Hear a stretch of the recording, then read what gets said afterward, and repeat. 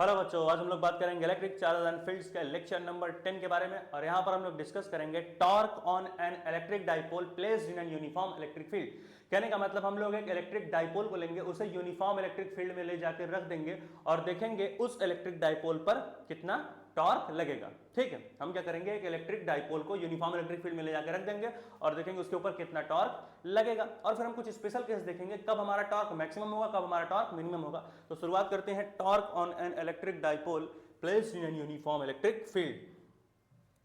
तो शुरू करते हैं, देखते हैं क्या कहानी बनेगी। हमने कहा हमारे पास ये यूनिफॉर्म इलेक्ट्रिक फील्ड गिवन है, ये जो एरो जैसा दिख रहा है, ठीक है, तो ये हमारा हो गया इलेक्ट्रिक फील्ड बन गई पूरी। ठीक है, अब हमने कहा एक इलेक्ट्रिक डाइपोल को इस यूनिफॉर्म इलेक्ट्रिक फील्ड में रख दो। इलेक्ट्रिक डाइपोल क्या है, दो चार्जेस जिनका साइन अपोजिट होगा, मैग्नीट्यूड सेम होगा। यानी अगर पहला, मान लो पहले चार्ज का मैग्नीट्यूड 5 कूलम, दूसरे चार्ज का मैग्नीट्यूड 5 कूलम, दोनों सेम होना चाहिए मैग्नीट्यूड, बस साइन का डिफरेंट, एक +5 कूलम तो दूसरा -5 कूलम होना चाहिए। तो यहां पर हमने मान लिया ये हमारा जो है एक -q चार्ज है, ये हमारा +q चार्ज है। ठीक है, फिर हमने कहा कि इस चार्ज को थोड़ा सा टिल्ट करते हैं, ये -q हो गया, ये हमारा +q हो गया। जो इधर वाला है ये -q है और जो इधर वाला है ये +q है। ठीक है, तो हमने कहा कि इस डाइपोल को, और डाइपोल क्या है कि भाई किसी पर्टिकुलर डिस्टेंस से दोनों सेपरेट होने चाहिए चार्जेस। तो मान लेते हैं 2 वे डिस्टेंस है इन दोनों चार्जेस के बीच। तो हमने कहा इस डाइपोल को थोड़ा सा टिल्ट करो। तो जैसे हमने डाइपोल को टिल्ट किया तो ये कुछ इस तरीके से हो गया। जैसे हमने डाइपोल को टिल्ट किया तो हमारा डाइपोल जो हो गया वो कुछ इस तरीके से हो गया। ठीक है, हमारा डाइपोल जो है कुछ इस तरीके से बन गया। कोई शक है क्या? ठीक है, तो इस तरीके से हमारा डाइपोल जो है टिल्ट करने पर ये कहानी हमारे पास आ गई। ठीक है, फिर हमने कहा कि ध्यान से अगर देखो, ये हमारा क्या है, ये हमारा है +q है। ठीक है, और ये जो हमारा है ये हमारा है -q है। तो हमने एक चीज पढ़ा है कि किसी भी यूनिफॉर्म इलेक्ट्रिक फील्ड में जब हम पॉजिटिव चार्ज को लाते हैं तो पॉजिटिव चार्ज के ऊपर एक फोर्स लगती है इलेक्ट्रिक फील्ड की वजह से, और उस फोर्स का डायरेक्शन क्या होता है, जिस डायरेक्शन में इलेक्ट्रिक फील्ड मूव करती है उसी डायरेक्शन में पॉजिटिव चार्ज के ऊपर भी फोर्स लगती है। कितने उसका वैल्यू होता है, QE, Q इंटू ई क्या है इलेक्ट्रिक फील्ड और Q क्या है वो चार्ज जिस पर फोर्स लग रही। तो +q के ऊपर एक फोर्स लगेगी इलेक्ट्रिक फील्ड के अंदर होने की वजह से, जो कि इलेक्ट्रिक फील्ड के डायरेक्शन में लगेगी। इलेक्ट्रिक फील्ड इस डायरेक्शन में है तो फोर्स भी इसी डायरेक्शन में लगेगी, तो फोर्स हमारा सेम इसी डायरेक्शन में हो गया। तो ये कुछ इस तरीके से बनेगा। ठीक है, तो ये हमारा हो गया, ये हमारा क्या हो गया, ये हमारा हो गया फोर्स ऑन पॉजिटिव चार्ज। एक फोर्स इस चार्ज पर भी लगेगी। ठीक है, तो इस चार्ज पे कितनी फोर्स लगेगी, इस पे भी सेम वही फोर्स लगेगी, लेकिन माइनस चार्ज के लिए डिफरेंट चीज। माइनस चार्ज के लिए क्या है कि जिस डायरेक्शन में इलेक्ट्रिक फील्ड होती है उसके अपोजिट डायरेक्शन में फोर्स लगती है निगेटिव चार्ज के ऊपर। तो यहां पर क्या हो जाएगा, ये हमारा हो जाएगा -QE। अब अगर ध्यान से देखोगे कहानी को, -QE या +QE।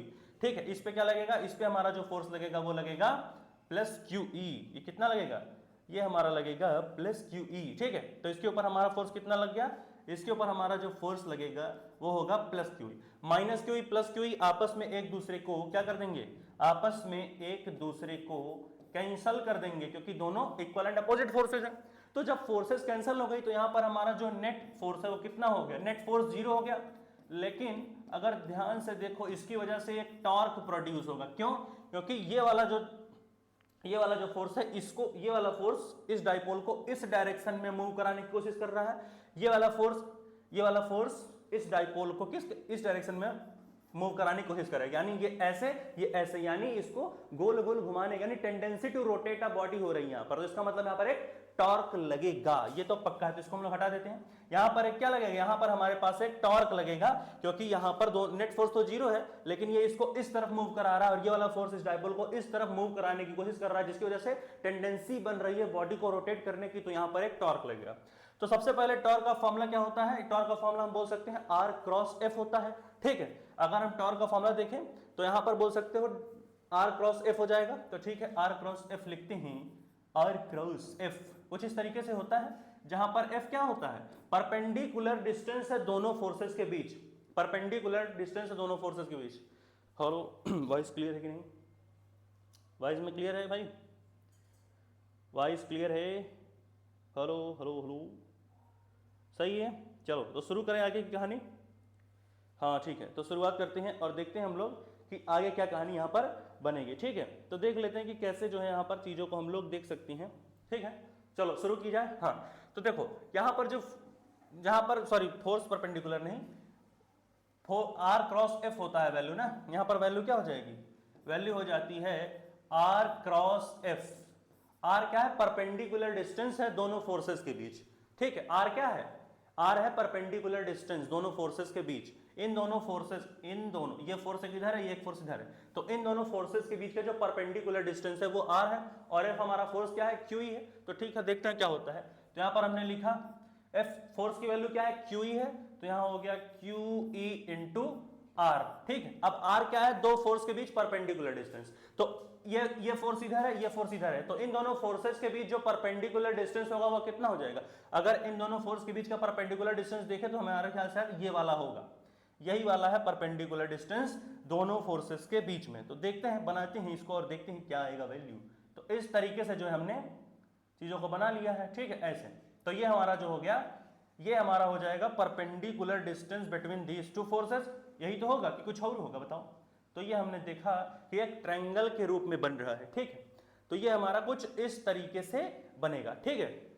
तो अगर हम देखें ये एंगल हमारा क्या होगा, ये एंगल हमारा हो गया थीटा। अगर ये थीटा है तो ये एंगल भी हमारा क्या हो जाएगा, थीटा हो जाएगा। और ये डाइपोल है पूरा, तो डाइपोल की लेंथ हमने क्या मानी है, 2a, तो ये हो गया पूरा डाइपोल का लेंथ 2a। डाइपोल का लेंथ जो कि कितना गिवन है, डाइपोल का लेंथ क्या है, डाइपोल का लेंथ हमको गिवन है 2a, ठीक है। अब अगर 2a है ये, और ये एंगल थीटा है, ये भी एंगल थीटा है, तो 2a को अगर रिजॉल्व करोगे तो ये वाला कंपोनेंट क्या बन जाएगा, 2a sin थीटा बन जाएगा। ये वाला जो कंपोनेंट है, ये परपेंडिकुलर डिस्टेंस जो है दोनों फोर्स के बीच कितना है, 2a sin थीटा, और इस 2a को रिजॉल्व करोगे तो हमको ये मिल जाएगा 2a sin थीटा, इसकी वैल्यू ये वाले की। तो ये हमारा कितना हो गया, ये हमारा हो जाएगा, ये हमारा हो जाएगा 2a sin थीटा। ये हमारी इलेक्ट्रिक फील्ड गिवन है, ये तो हमारी इलेक्ट्रिक फील्ड है, और ये जो हमारा लेंथ है ये क्या होगा, ये हो जाएगा 2a sin थीटा। क्या हो जाएगा, ये हो जाएगा 2a sin थीटा, जो कि परपेंडिकुलर डिस्टेंस है इन दोनों फोर्सेस के बीच। तो यहां पर अगर हम पुट करना चाहें तो क्या हो जाएगा, ये हमारा QE हो जाएगा जो कि फोर्स है, और R की जगह क्या है, perpendicular distance between both the forces, जो कि क्या हो जाएगा, QE 2a sin थीटा। यही तो होगा QE 2a sin थीटा। अब हमने एक फॉर्मूला पढ़ा था पिछले लेक्चर्स में कि जो डाइपोल मोमेंट होता है, डाइपोल मोमेंट का फॉर्मूला होता है Q इंटू 2a, यानी Q क्या है, दोनों डाइपोल में से, डाइपोल में दो चार्ज है, तो किसी एक चार्ज को उठा लो जो कि हमारा Q है, और उन दोनों चार्जेस के बीच जो परपेंडिकुलर डिस्टेंस 2a है, इन दोनों का मल्टीप्लाई कर लोगे तो वो क्या मिल जाएगा, डाइपोल मोमेंट होता है। तो यहां पर देखो Q इंटू 2a, यहाँ पे क्या है, ये 2a क्या है, Q इंटू 2a की जगह P पुट कर दो, तो यहाँ पर फोर्स की वैल्यू क्या हो जाएगी, यहाँ पर जैसे ही हम यहाँ पर पुट करेंगे वैल्यूज को, इलेक्ट्रिक फील्ड को यहाँ बना लो फिर से। हाँ, हमने कहा कि जैसे हमने देखा कि ये जो हमारा टॉर्क है, तो टॉर्क की जगह हम क्या पुट करेंगे, यहाँ पर Q इंटू 2a की जगह हम P पुट कर देंगे, ठीक। तो हमारा क्या हो जाएगा, डाइपोल मोमेंट हो जाएगा P, वेक्टर P ले लो या P ले लो खाली। यहाँ पे हमारा क्या होगा, यहाँ पे हमारी वैल्यू बच गई P, और एक क्या वैल्यू है, इलेक्ट्रिक फील्ड E अलग से है, तो P लिख लो, P इंटू E, और साइन थीटा यहाँ बचेगा, तो P साइन थीटा। तो P क्या है, वेक्टर क्वांटिटी है, डाइपोल मोमेंट। E क्या है, इलेक्ट्रिक फील्ड है, वेक्टर क्वांटिटी। डाइपोल मोमेंट हमारा क्या है, vector quantity P, electric field भी हमारा क्या है, वेक्टर क्वांटिटी, इलेक्ट्रिक फील्ड, ठीक है। तो जब दो वेक्टर क्वांटिटी के साथ एक साइन थीटा लगा हो तो उसको हम क्या लिख सकते हैं, vector P cross vector E, यानी दो वेक्टर्स का क्रॉस प्रोडक्ट अगर करो तो वो क्या आता है, साइन थीटा में वैल्यू निकलती है। यानी कि यहाँ पे टॉर्क की वैल्यू क्या हो जाएगी, यहाँ पर जो टॉर्क की वैल्यू हो जाएगी वो जाएगी vector P cross vector E। यहाँ पे वैल्यू क्या हो जाएगी, यहाँ पर जो वैल्यू होगी वो vector P cross vector E हो जाएगी, क्योंकि दोनों वेक्टर्स हैं, और दो वेक्टर्स जब साइन थीटा के साथ लगे हो तो समझ जाओ उन दोनों का क्रॉस प्रोडक्ट करके ये वैल्यू हमको मिली है। यानी कि किसी भी यूनिफॉर्म इलेक्ट्रिक फील्ड में अगर हम इलेक्ट्रिक डाइपोल को रखेंगे तो उसके ऊपर कितना टॉर्क लगेगा, उसके ऊपर जो हमारा टॉर्क लगेगा वो लगेगा वेक्टर P क्रॉस E, ठीक है। तो इसको नोट कर लो जल्दी से, फिर हम लोग आगे देखते हैं। 1 2 3 4 पॉज करके नोट करो, समझ आया। तो यहां पर हम लोगों ने vector P cross vector E की कहानी देखी है, ठीक है, vector P cross vector E। तो इस तरीके से हमको जो है P साइन थीटा मिलेगा, ठीक है। और ये जो ट्रायंगल के फॉर्म में बनाना था, ये जो लाइन मैंने यहां से बनाई है, ये यहां से बना सकते थे तुम ऐसे, इसको तुम जो है ऐसे बना सकते थे, इस तरीके से, ये देखो ये, ठीक है, इस तरीके से। ये यहां से जो मैंने लिया तुम इसको ऐसे ले सकते हो, ठीक है, थीटा थीटा, इसको हटा के। चलो 1 2 3 4 पॉज करके नोट करो, हो गया भाई, P साइन थीटा समझ में आ गई चीजें, ठीक है। चलो ये भी एंगल हमारा क्या है, थीटा ही है। ये जो मैंने यहां से ले लिया, ट्रायंगल बन नहीं रहा है, यहां से ले लो, आराम से हो जाएगा काम, ये ऐसे, ठीक है, नोट कर लो। हो गया हटाया जाए। चलो तो आगे बढ़ते हैं। हमें जो है टॉर्क मिल गया P sin थीटा। अब हम देख लेते हैं कि कब हमारा टॉर्क मैक्सिमम होगा, कब हमारा टॉर्क मिनिमम होगा। तो हटा दिया जाए, 1 2 3 4 पॉज करके हटा दें। चलो फिर हमने कहा कि हम नेक्स्ट टॉपिक पे आते हैं, फॉर मैक्सिमम टॉर्क। अगर हमें टॉर्क मैक्सिमम चाहिए, मान लो ये हमारी इलेक्ट्रिक फील्ड लाइंस गिवन है, ठीक है, ये हमारी इलेक्ट्रिक फील्ड लाइंस गिवन है, ठीक है, और यहां पर हमारा मान लो ये है निगेटिव चार्ज माइनस क्यू और ये हमारा है पॉजिटिव चार्ज प्लस क्यू, और दोनों चार्जेस के बीच का जो डिस्टेंस है वो हमको 2a गिवन है, ठीक है। अब अगर ध्यान से देखो तो यहां पर अगर हम टॉर्क की वैल्यू निकालना चाहें तो कैसे निकालेंगे? टॉर्क हमारा क्या हो जाएगा, हमारा जो टॉर्क की वैल्यू होगी वो टॉर्क की वैल्यू क्या होगी, वो हो जाएगी vector P cross vector E, यही तो होता है। अब अगर ध्यान से देखो तो जो P है वो डाइपोल मोमेंट है, P हमारा क्या है, P हमारा डाइपोल मोमेंट है, तो और E क्या है, इलेक्ट्रिक फील्ड है। अब यहाँ पर P अगर देखो डाइपोल मोमेंट का डायरेक्शन क्या होता है, निगेटिव चार्ज से पॉजिटिव चार्ज की तरफ होता है, तो यहाँ पर हम चलो डायरेक्शन बना लेते हैं, यही तो होगा। ये हमारा डाइपोल है, तो इस डाइपोल के लिए जो डाइपोल मोमेंट का डायरेक्शन होगा वो कुछ इस तरीके से होगा। हमने पढ़ा है डाइपोल मोमेंट का डायरेक्शन जो होता है वो निगेटिव चार्ज से पॉजिटिव चार्ज की तरफ होता है, और इलेक्ट्रिक फील्ड हमारा ऐसे गिवन है। तो यहां पर अगर देखो तो इलेक्ट्रिक फील्ड ऐसे जा रही है, डाइपोल मोमेंट ऐसे जा रहा है, यानी दोनों आपस में 90 डिग्री का एंगल बना रहे हैं। इलेक्ट्रिक फील्ड और डाइपोल मोमेंट के बीच का एंगल है 90 डिग्री। तो यहां पर अगर हम ध्यान से देखना चाहें, अगर हम यहां पर ध्यान से वैल्यूज को देखें तो यहां पर कहानी क्या बनेगी, यहां पर जो हमारा टॉर्क हो जाएगा वो कितना हो जाएगा, वो हो जाएगा PE sin 90, PE sin 90। sin 90 की वैल्यू क्या होती है भाई, sin 90 की वैल्यू होती है 1, तो यहां पर जो हमारा टॉर्क निकल करके आएगा वो क्या होगा, PE into 1, जो कि हो जाएगा PE। यानी कि अगर हमें मैक्सिमम टॉर्क चाहिए तो क्या करना पड़ेगा, यानी अगर कोई कहे कि मैक्सिमम टॉर्क कब मिलेगी, तो जब डाइपोल मोमेंट और इलेक्ट्रिक फील्ड आपस में 90 डिग्री का एंगल बनाएं तो वहां पर हमें मैक्सिमम टॉर्क मिलती है, maximum tendency to rotate a dipole मिलता है। तो ये हमारा हो जाएगा case for maximum torque. Note कर लो, फॉर मैक्सिमम टॉर्क के लिए ये कहानी हो जाएगी, 1 2 3 4 पॉज करके नोट करिए, हो गया, हटाया जाए, चलो हटा रहे आ जाओ नेक्स्ट टॉपिक पे। नेक्स्ट टॉपिक है हमारा फॉर मिनिमम टॉर्क। तो अगर हमें मिनिमम टॉर्क के लिए निकालना है तो ध्यान से देखो, मान लेते तो यहाँ पर हमारा डाइपोल गिवन है, ये हमारा है प्लस क्यू, इसको मान लो एक तरीके से माइनस क्यू चार्ज है, यहाँ पर ये हमारा प्लस क्यू चार्ज है, ठीक है।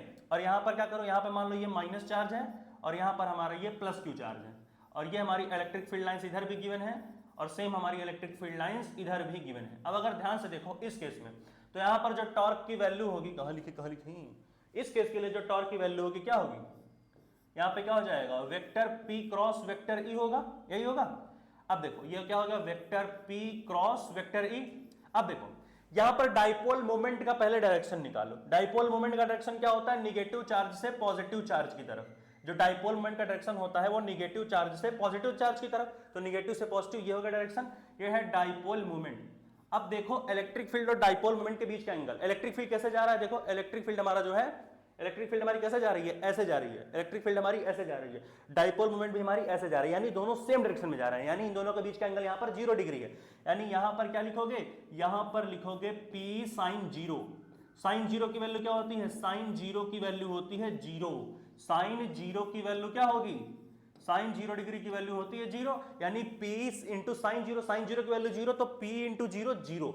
यानी कि जब जो है डाइपोल मोमेंट और इलेक्ट्रिक फील्ड के बीच का एंगल 0 डिग्री हो जाए तो वहां पर हमें मिनिमम टॉर्क मिलती है। या फिर ऐसे बोल लो, जब हमारा डाइपोल मोमेंट और इलेक्ट्रिक फील्ड आपस में पैरेलल हो जाए तो वहां पर हमें 0 टॉर्क मिलती है। यहाँ क्या, इस केस में क्या है, जो हमारा टॉर्क होगा वो हमारी मिनिमम आएगी, वो कितनी होगी, वो 0 होगी। क्यों, क्योंकि यहाँ पर जो हमारा डाइपोल मोमेंट है वो हमारी पैरेलल है इलेक्ट्रिक फील्ड के, दोनों सेम डायरेक्शन में है।